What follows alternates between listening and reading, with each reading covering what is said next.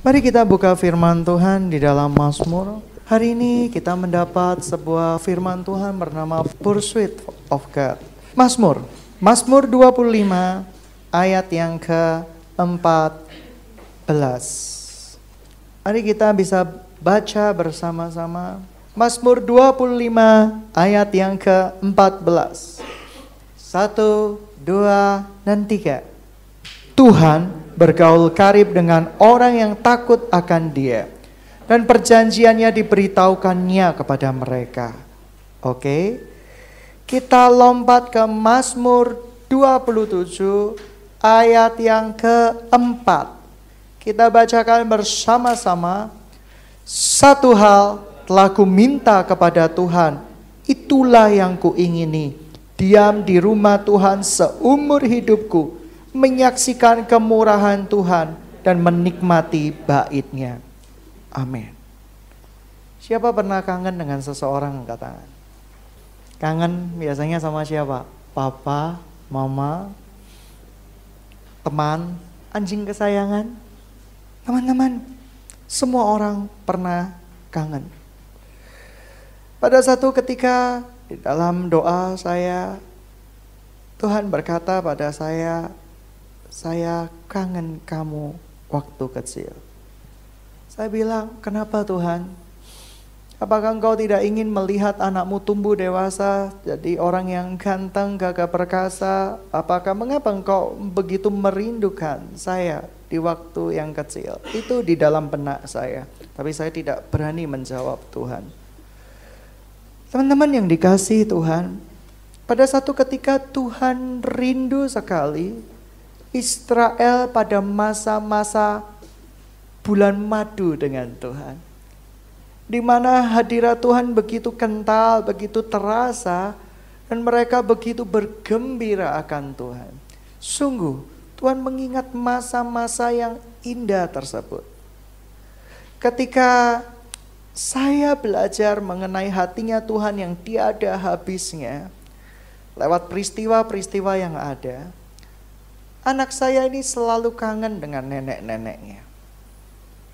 Hampir setiap minggu minta video call. Dan dia kangen juga sama Aceh engkunya. Berkali-kali bilang, kapan Pak bertemu dengan Aceh ini? Kapan Pak bertemu dengan engku ini? Kapan Pak? Iya, kapan-kapan. Gitu ya. Tetapi mereka ini seperti tidak habis-habisnya rasa kangen. Minta diteleponkan nenek. Ketika saya sedang tadi mau pergi ke gereja, ditelepon, kangen. Padahal baru berapa detik ketemu, kangen. Kangen adalah salah satu bagian di dalam pengajaran kita akan Tuhan. Kalau kamu gak kangen Tuhan lagi, yang lebih cilaka, Tuhan gak kangen sama kamu lagi. Itu sebenarnya kita sudah kehilangan sukacita di dalam rumah Tuhan. Ketika kita kehilangan sukacita di dalam rumah Tuhan, maka kita akan menggantikan sukacita-sukacita di rumah Tuhan itu dengan sukacita-sukacita palsu. Kita berusaha menghibur diri kita, berjam-jam lamanya ke kafe, ngobrol dengan teman untuk mendapatkan sukacita yang merupakan sebuah duplikat dari sukacita sorga. Teman-teman, mengapa Tuhan merindukan masa-masa bulan madu dengan Israel? Ketika saya pelajari Israel pada masa-masa yang mereka nurut sama Tuhan, taat sama Tuhan, bersorak-sorai sama Tuhan. Mereka ini menjadi anak-anak dengan pribadi yang begitu menyenangkan. Ternyata teman-teman, di dalam siklus kehidupan kita, ada masa-masanya di mana kita ini menjadi sesosok yang begitu menyenangkan hati Tuhan. Dan ketika kita menjadi sesosok yang menyenangkan hati Tuhan, itu kita menjadi pribadi yang berbeda di hadapan Tuhan. Oleh karena itu, Ketika kita sekarang mungkin masih ke gereja, tetapi kita tidak suka kangen lagi sama Tuhan. Sebenarnya kita sudah menjadi pribadi yang asing. Sampai-sampai Tuhan berkata sama orang Israel, kamu itu asing bagiku. Aku sepertinya tidak mengenalmu lagi. Teman-teman, pribadi berbicara spirit, pribadi berbicara jiwa. Walaupun kamu dalam satu wadah yaitu tubuhmu. Tetapi ketika pribadimu mengalami sebuah peristiwa namanya perubahan ke arah yang baik atau yang positif, kamu menjadi pribadi yang berbeda. Dan pribadi yang berbeda ini yang menyenangkan hati Tuhan. Teman-teman yang dikasihi Tuhan, ketika kita melihat teman-teman kita berbuah roh, dia hidup di dalam sukacita Tuhan, kita menyenangi pribadinya. Kita mengatakan kamu menjadi sesosok yang baru, ciptaan yang baru. Tetapi ketika teman-teman kita berubah menjadi sesosok yang asing dan sesosok yang mengerikan, kita berkata, aku tidak mengenalmu. Kamu memang wajahnya adalah wajah Benny misalnya di sini ya. Wajahnya Benny, tetapi aku tidak mengenalmu.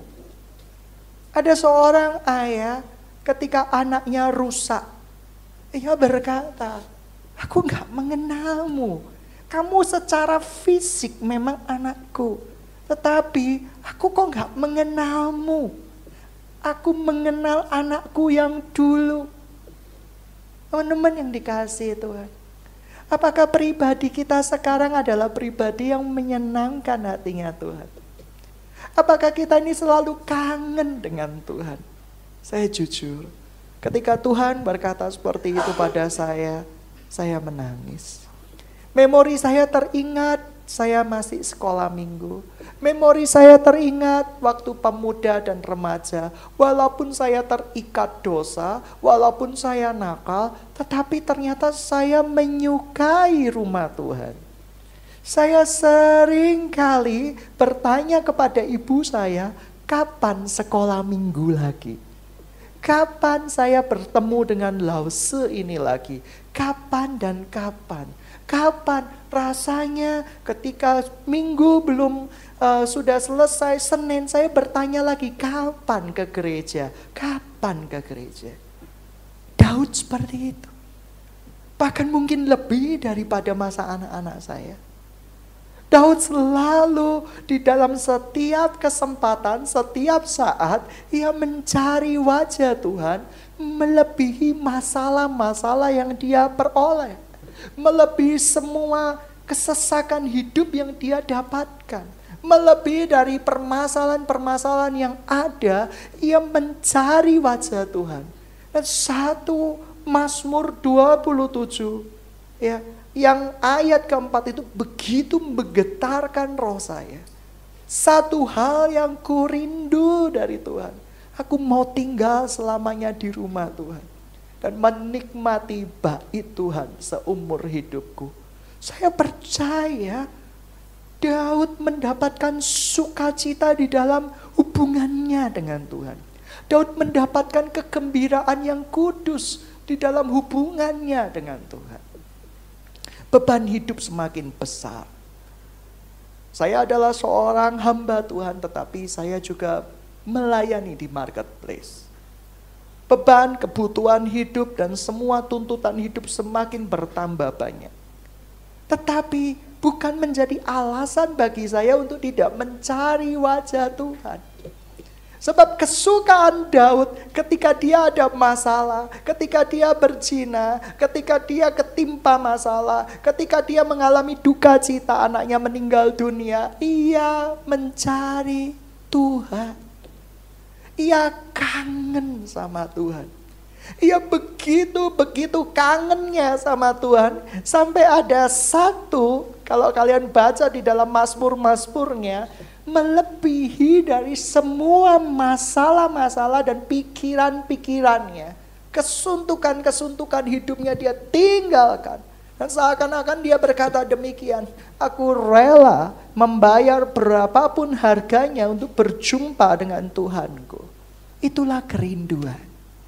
Kita tidak mungkin mengejar Tuhan Kalau kita tidak memiliki kerinduan, pacar kamu bisa mengejar kamu karena kamu cantik, karena kamu kaya. Tetapi setelah kamu tidak cantik lagi dan tidak kaya lagi, dia akan meninggalkan engkau. Tetapi teman-teman yang dikasihi Tuhan, ketika Daud mengejar Tuhan, saya percaya itu ada sebuah gelora, kangen yang luar biasa. Kalau engkau bertemu dengan orang yang sangat kamu cintai, kamu akan selalu kangen. Aku kangen, aku kangen dan aku kangen. Kalau kamu merindukan ada seorang pemimpin, ada seorang lause misalnya, terpisah jauh, padahal dari dulu dia adalah pembimbing engkau. Kamu akan merasakan kangen. Kapan berjumpa? Kapan berjumpa? Setelah berjumpa masih kangen. Itu namanya sebuah hasrat utama di dalam pengejaran akan Tuhan. Pencarian akan Tuhan. Hari-hari ini, apakah anak-anak Tuhan sering kangen sama Tuhan? Apakah hari-hari ini anak-anak Tuhan begitu merindukan Tuhan? Apakah hari-hari ini Tuhan dijadikan Tuhan di dalam hidup kita? Seperti anak-anak saya yang setiap kali mengulang terus-menerus kangen. Dan saya tahu hatinya, mereka betul-betul kangen. Teman-teman yang dikasihi Tuhan, betullah nas Alkitab. Kalau kita tidak memiliki hati seorang anak-anak, susah berjumpa dengan Tuhan. Hati seorang anak-anak, ya saya percaya mungkin pernah juga tidak pernah dilukai sama saya misalnya. Mereka selalu cari saya. Ini sesuatu yang amazing dan luar biasa. Saya percaya seluruh intipati daripada Mazmur hanya tergambar di dalam sebuah kata, kangen dan kecanduan. Daud ini kecanduan sama Tuhan. Seperti kalian dan saya yang kecanduan akan handphone. Daud ini kecanduan akan Tuhan. Ketika Anda meninggalkan Android Anda di rumah, apa gejalanya? Cemas, khawatir, keringat dingin, gelisah. Jikalau Anda seperti itu, Anda sudah masuk di dalam sebuah tingkatan kecanduan. Ini nyata. Ini nyata. Mungkin siapa yang masa kecilnya suka meluk guling? Mungkin waktu SD kemanapun kamu bawa guling itu bau gak enak, bau lepek, bau busuk kamu ciumi. Dan orang yang cium pingsan kamu cium tidur, nyenyak dengan senyuman. Tetapi kalau kamu bawa boneka kesayanganmu yang mungkin kapoknya sudah tipis, mungkin guling itu sudah kapoknya lenyap entah kemana, kamu ompolin, kamu krikitin, tapi kamu begitu menyenangi guling itu. Kamu begitu kecanduan dengan guling itu. Dan saat-saat engkau disapih oleh orang tuamu, itu adalah saat-saat yang penuh air mata, di mana kamu disembunyikan guling kamu dan kamu mencarinya kemanapun seperti orang gila, seperti orang tidak waras. Ketika saya menyapi anak saya dengan dot kesayangannya, itu adalah momen-momen tragis di dalam hidupnya. Ia mencari kemanapun juga, kebingungan. Ia mencari ke lemari, berguling-guling. Dan saya tidak pernah mau memberikan supaya tidak kecanduan. Itu berlangsung sampai 3 hari berturut-turut, bayangkan. Tapi apakah engkau sungguh-sungguh kecanduan sama Tuhan? Kalau gak bertemu sama Tuhan, guling-guling. Pernah? Belum. Kalau gak ketemu sama Tuhan, keringat dingin. Aduh, hari ini aku lupa berdoa. Aku lupa menyembah Tuhan. Aku lupa menyenangkan hati Tuhan. Saudara, sidang jemaat, gereja akan penuh dengan apinya Tuhan kalau kita rindu akan Tuhan. Jauh melebihi organisasi kamu, jauh melebihi label-label gereja kamu, jauh melebihi sahabat-sahabat rekom kamu, tetapi kamu mencari Tuhan, merindukan Tuhan, kangen sama Tuhan sedemikian rupa. Hari-hari ini saya bergumul, God, saya mau memberikan Engkau sebuah tempat ibadah yang layak. Teman-teman yang dikasihi Tuhan, tempat itu penting gak penting? Ya penting. Seperti hati kita, Anda tidak mungkin ada di dalam hatimu bertingkat. Tingkat 3 untuk memuliakan nama Tuhan, tingkat 2 untuk kedagingan kamu atau keduniawan kamu, tingkat dasar untuk bisnis kamu. Tidak bisa. Kamu harus benar-benar menyediakan hatimu penuh buat Tuhan. Teman-teman, saya percaya dengan pemeliharaan orang-orang kudus. Saya percaya begitu banyak anak-anak Tuhan yang harus belajar mengalami kerinduan sama Tuhan. Seperti Daud, rindu selalu akan Tuhan. Daud ini memiliki hati seorang anak-anak luar biasa. Anak saya ketika buat dosa, ya pukul saudaranya, plak, seperti itu. Dia cari saya loh. Dia cari saya. Papa, lu mari ngantem nyari aku. Gitu ya, mari mogol cari saya. Seperti itu. Berarti saya juga bingung, logikanya di mana? Gitu ya. Mungkin dia merasa saya ayah yang baik, ya puji Tuhan kalau kayak gitu. Tetapi mereka mencari saya seperti itu. Habis marah sama saya, langsung peluk saya. Itu Daud. Daud habis berbuat zina, ya nangis, cari Tuhan, sorry, saya minta maaf Tuhan, teman-teman, maaf Tuhan, sorry Tuhan. Sekarang saya mau tanya, kalau kamu dan saya buat dosa,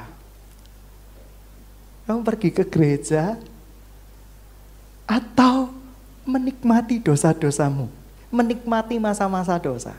Jujur, ketika saya belum mengenal Tuhan, saya menikmati masa-masa dosa. Ketika saya buat dosa, saya pergi ke gereja itu enggan. Terasa tertuduh, terasa tidak nyaman, terasa tidak enak. Dan saya memuaskan diri saya ke karaoke. Menyanyi sepuasnya. Intinya di dalam pikiran saya, sesat ya sesat sekalian. Rusak ya rusak sekalian. Untung teologi sesat itu tidak saya pertahankan. Tapi teman-teman, ketika anak saya berbuat salah, saya pukul gak dia? Saya pukul. Saya jiwit di bagian yang paling empuk, yaitu ya Anda tahu, bottom gitu ya, bokong. Saya jiwit gitu ya. Kalau yang gak ada tulangnya, ya sudah lengan saja. Gitu ya, seperti itu. Tapi cari ke saya. Saya bangga sekaligus tertegur sama Tuhan.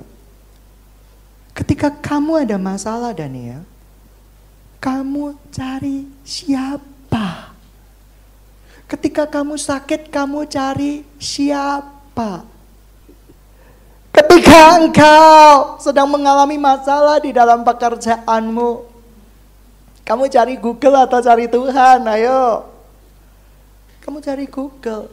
7 tips meningkatkan penghasilan. 5 tips meningkatkan penghasilan. Sedangkan yang membuat tips itu tidak kaya-kaya. Gitu ya. Aneh. Nyuruh orang memerintahkan orang sukses tapi dia sendiri nggak sukses. Yang paling konyol gitu ya. Dia merasa sukses tetapi ngajarin orang yang sebenarnya sudah sukses. Teman-teman yang dikasihi Tuhan, sudahkah kita mengejar Tuhan sungguh-sungguh?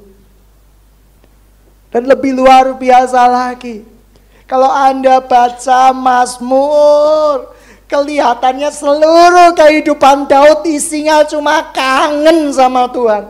Dan tergila-gila sama Tuhan, begitu kecanduan dengan Tuhan. Dia lepas dari hadirat Tuhan sehari dua hari. Dia berkata, tulang-tulangku gemertakan. Aku seperti ngilu. Aku seperti tidak bisa hidup lagi. Oh Lord, jangan menjauh daripadaku. Jangan tinggalkan Roh-Mu yang kudus di dalam hidupku. Dan ketika kita bisa mengejar Tuhan seperti Daud mengejar Tuhan, saya percaya itu adalah sebuah benih awal dari the great revival. Gereja masa kini menawarkan kegiatan-kegiatan yang membuat kita kecanduan. Kita bisa menjadi seperti Raja Daud. Dan ketika saya lihat di dalam kitab-kitab Mazmur, coba baca Tuhan perisaiku 28, 30 nyanyian syukur, 29 kebesaran Tuhan, 31 aman dalam tangan Tuhan, 32 kebahagiaan orang yang diampuni dosanya, 33 puji-pujian kepada Allah Israel, 34 dalam lindungan Tuhan, 35 minta tolong sama Tuhan, 36 kefasikan orang berdosa dan kasih setia Tuhan. Dan kamu lihat dari semuanya gitu ya, 38 doa waktu sakit kepada Tuhan, 39 doa minta tolong kepada Tuhan. Ini Mazmur Daud, ini buku harian Daud. Buku harianmu isinya apa? Teriak minta tolong sama siapa? Aku jatuh cinta hari ini. Tetapi sayang, dia sudah ada yang lain. Aku jatuh cinta hari ini. Mungkinkah, oh mungkinkah, aku jatuh cinta hari ini, tapi aku belum bekerja. Aku jatuh cinta hari ini, tetapi dia sesama jenis Alkitab tidak boleh. Aku jatuh cinta hari ini, gitu ya. Apa buku harian kita? Jikalau seluruh kehidupan Daud disorot, engkau hanya melihat sebuah yang namanya Tuhan di dalam hidupnya. Jikalau suatu saat kita mengalami pengangkatan nih, kalau yang diangkat, yang nggak diangkat, titip salam buat teman-teman yang itu ya, yang nggak diangkat juga. Kita mengalami pengangkatan. Saya percaya pengangkatan nggak lama lagi. Jangan heran ya, Anda tiba-tiba gitu ya, iya kan? Pakaian Anda tinggalkan. Saya percaya reaksi teman kalian tuh pasti akan sedih, menangis, dan dia teringat bahwa saya pernah berkhotbah demikian. Nggak mungkin reaksinya, bajumu ketinggal langsung, jualan baju bekas, nggak mungkin. Nggak mungkin.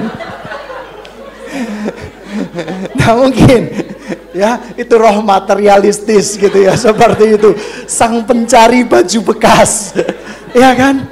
Aduh, begitu kita diangkat oleh Tuhan, seperti itu. Teman-temanmu melihat baju-baju bermerek, tas bermerek, gak mungkin kepingin untuk merombengnya. Gak mungkin kepingin langsung, ayo teman-teman kita yang tertinggal, besok yuk kita ngambilkan pengumpulan dana lewat baju-baju mereka. Gak mungkin. Kita pasti akan menangis, kita pasti akan bersedih. Mengapa Tuhan tinggalkan kita? Teman-teman, hari pengangkatan itu akan ada. Tuhan akan membawa pemisahan engkau dengan istrimu, engkau dengan anakmu, engkau dengan ibumu. Pemisahan itu akan terjadi sebelum meterai ketujuh dibuka.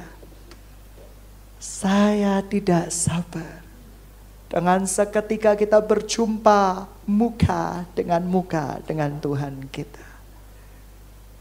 Dalam seketika kita berjumpa di dalam sebuah kehidupan yang lain, di dalam sebuah kehidupan 1000 tahun lamanya menurut waktunya Tuhan. Sebuah kehidupan yang tanpa air mata, dan Tuhan berkata semuanya senang, semuanya sukacita.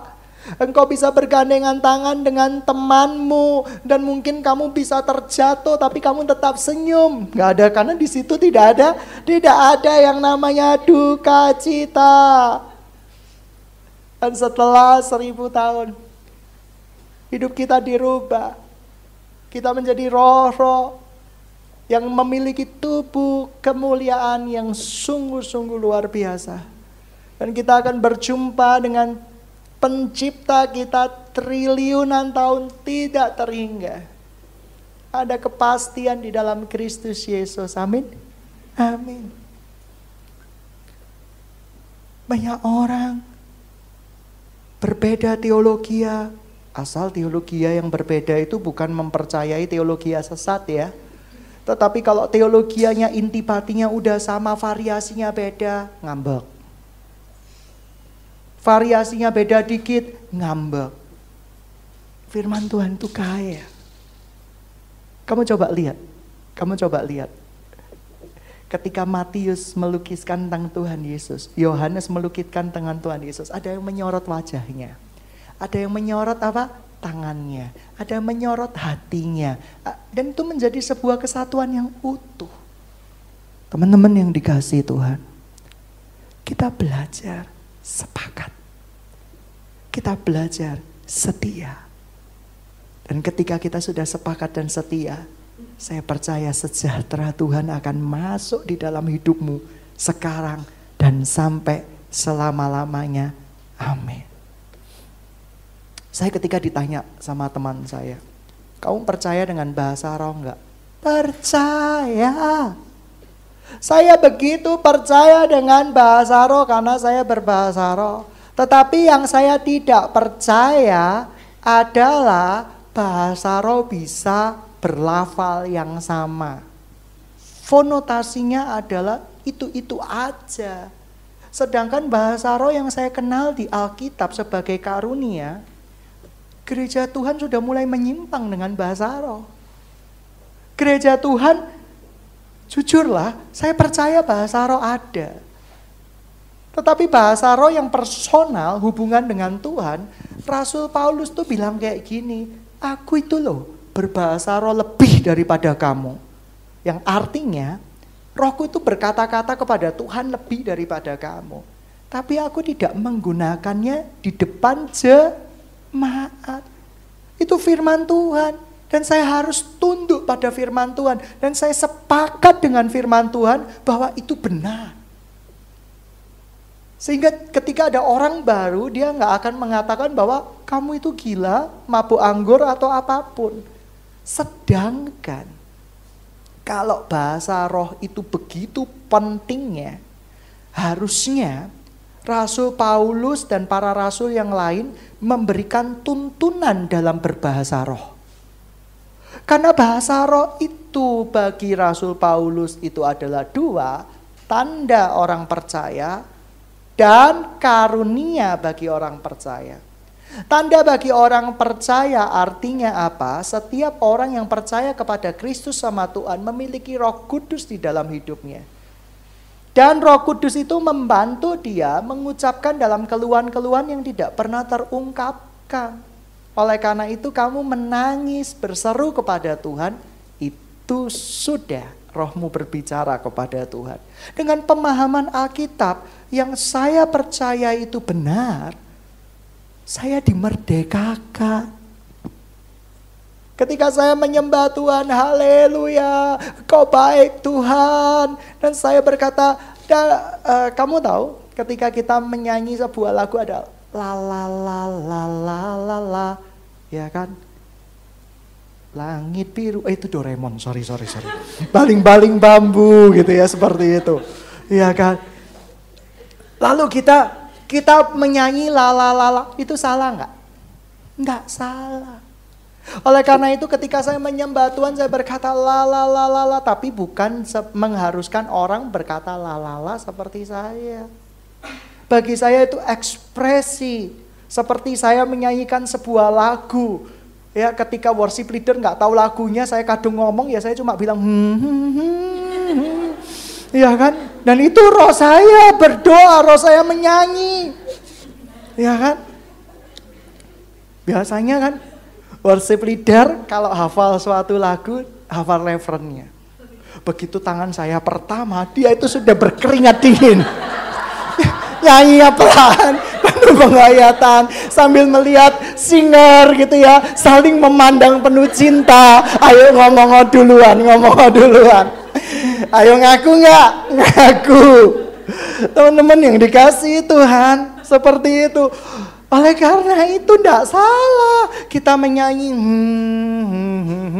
Nggak salah seperti itu, asal jemaat tahu nadanya. Kamu tahu seperti itu. Ketika kamu mendapatkan sebuah lagu dari Tuhan dan mereka sudah tahu liriknya, jemaat misalnya, pasti langsung mikirnya apa? Api kemuliaannya tercurah dari surga. Nggak apa-apa seperti itu. Tapi kalau kamu di depan jemaat nada ndak jelas, ini ndak nyambung, lalu kamu membuat lagu sendiri,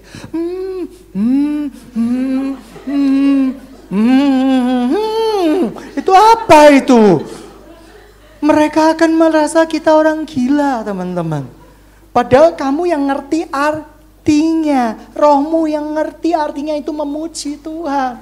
Tapi teman-temanmu kedengarannya itu lagu Korea, kedengarannya itu lagu Pipin, kedengarannya itu lagu si Unyil, ya kan, si Kancil. Jadi ini kan kacau, teman-teman.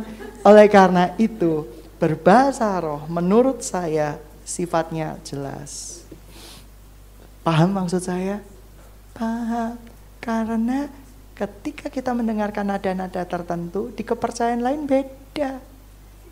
Bahasa roh sudah jelas. Saya menerima, saya mengalami, saya nggak ngajarin. Karena bagi saya, semua orang yang percaya dalam rohnya akan berbicara kepada Tuhan sendiri. Sudah jelas itu.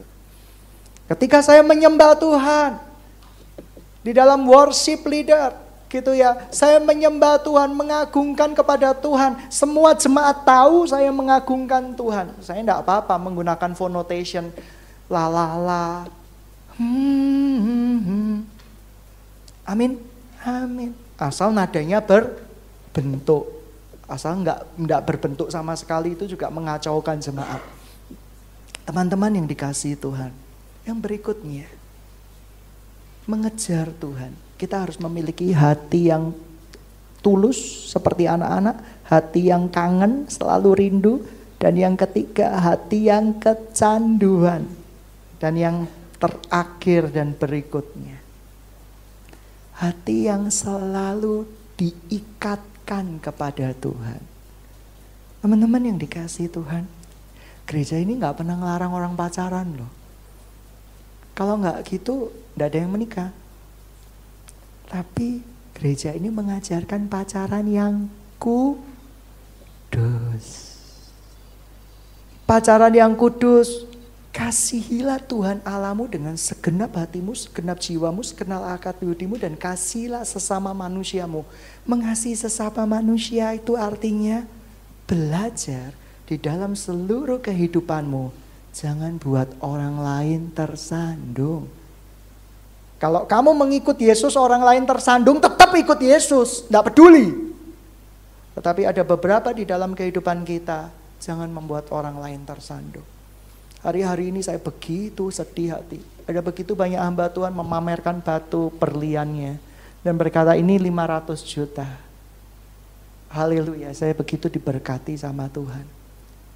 Yang baru kerja apa nggak ngiler dan ngenes-ngenes gitu ya.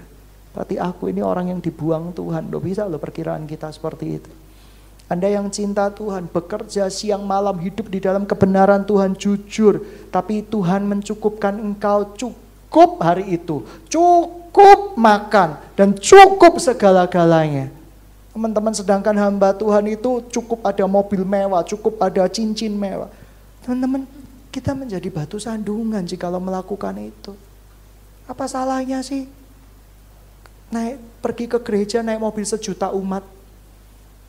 Apa salahnya sih? Pergi ke gereja dengan naik mobil 20 jutaan, 10 jutaan. Apakah membuat hadirat Tuhan itu tidak menyentuh hidupmu? Ini akibat Injil yang salah. Ini akibat sebuah industri dari Amerika Serikat Oleh karena itu, mereka membuat sebuah contoh kayak gini. Anak saya yang perempuan demam tobot. Tahu tobot? Mobil yang bisa jadi robot. Perempuan loh. Kok tahu dia ada tobot?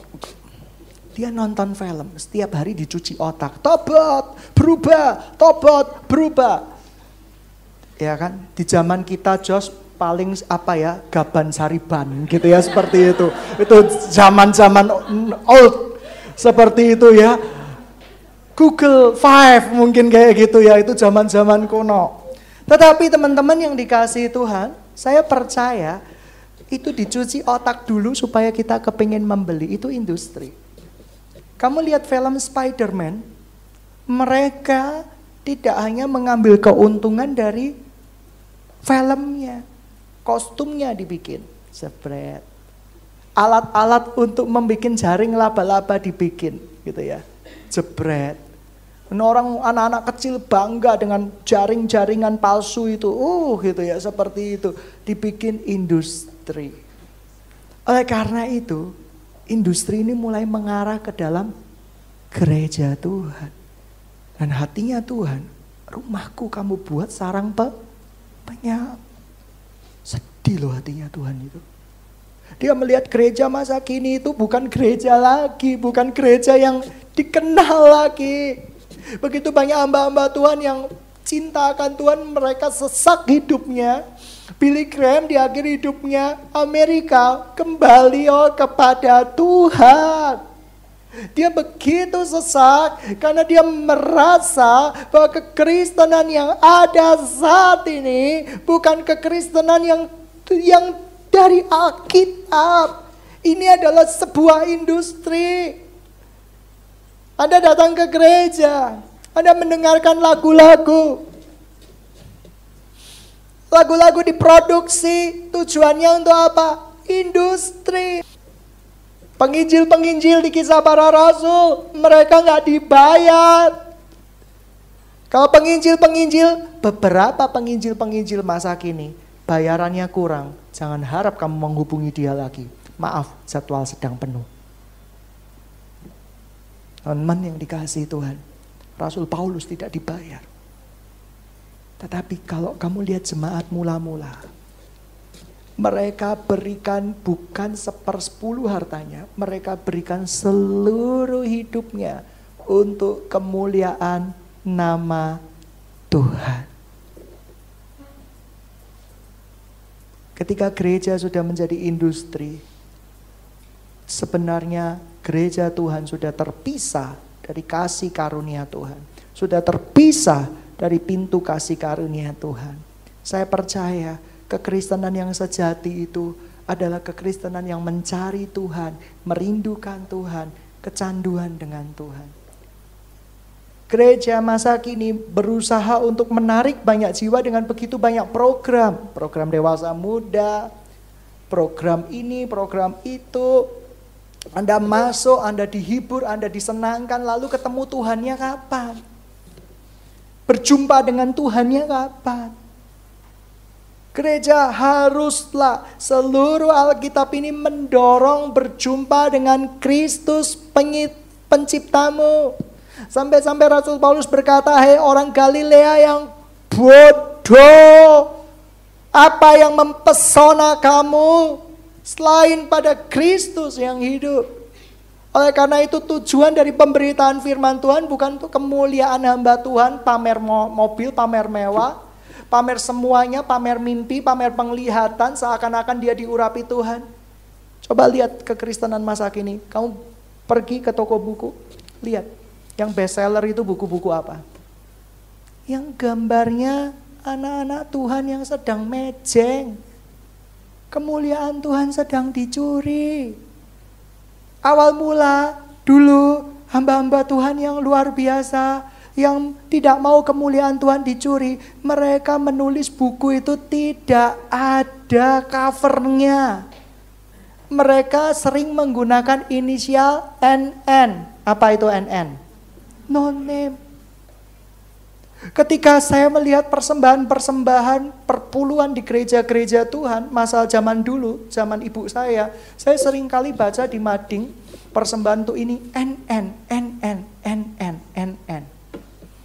Ketika saya pergi ke gereja zaman now, Ibu Meli, nomor HP, WA, segini, berapa duit, gitu ya, seperti itu. Yang kecil-kecil NN. Yang besar-besar dicatat nomor WA, Facebook, Instagram. Bayangin kamu. Kita ini mau mencari kemuliaan buat kita, kemuliaan bagi dua, atau kemuliaan bagi Tuhan. Kalau kemuliaan bagi Tuhan, mari kita sungguh-sungguh. Kalau kamu memberi, tangan kirimu gak usah kelihatan. Nggak kelihatan kok Pak Pendeta, karena aku nggak punya tangan kiri. Ya sudah, artinya apa? Tidak kelihatan sama sekali. Yang berikutnya dan yang terakhir, sidang jemaat di tempat ini, gereja kita sedang akan mengalami the great revival. Tapi sebelumnya, Tuhan rindu kita memiliki hati yang rindu. Hati yang menginginkan Dia senantiasa. Hati yang kecanduan kepada Dia. Hati, kalau saya garis besari kitab Mazmur itu adalah kangennya Daud yang gak ketulungan sama Tuhan.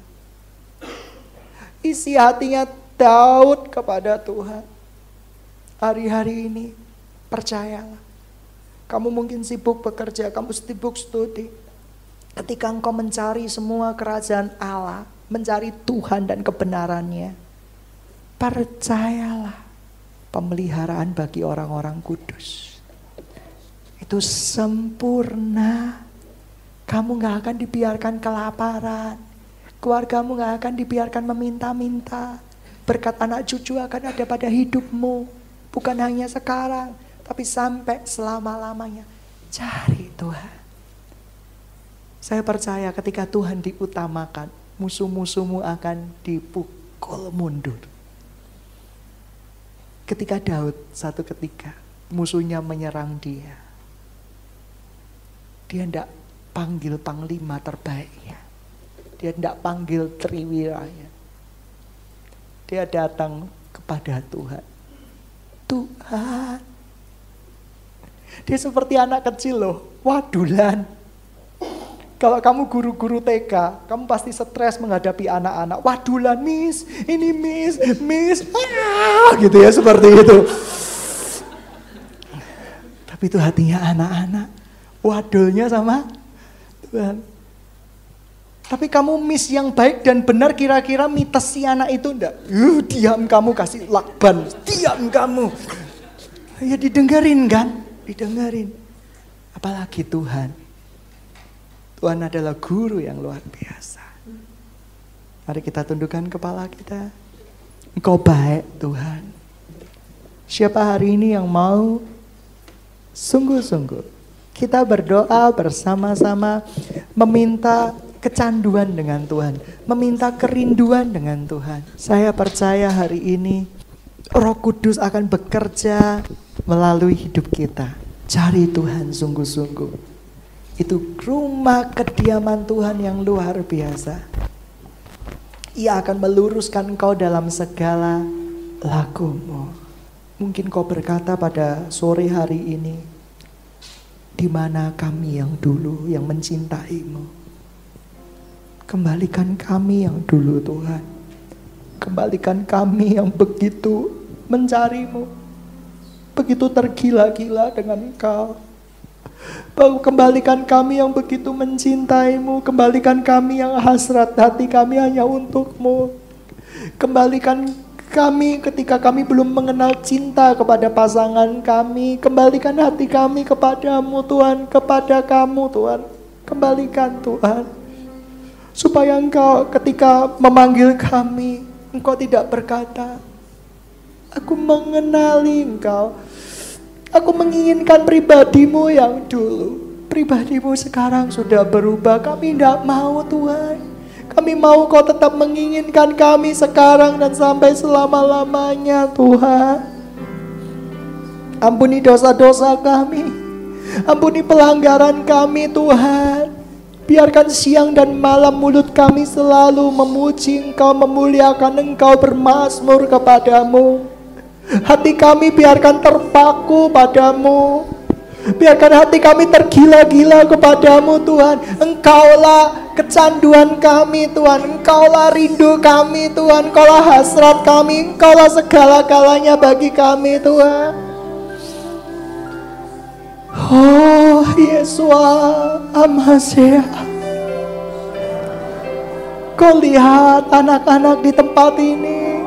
Kau lihat sidang jemaat-Mu. Biarkan menjadi sidang jemaat yang Kau rindukan. Kau baik Tuhan.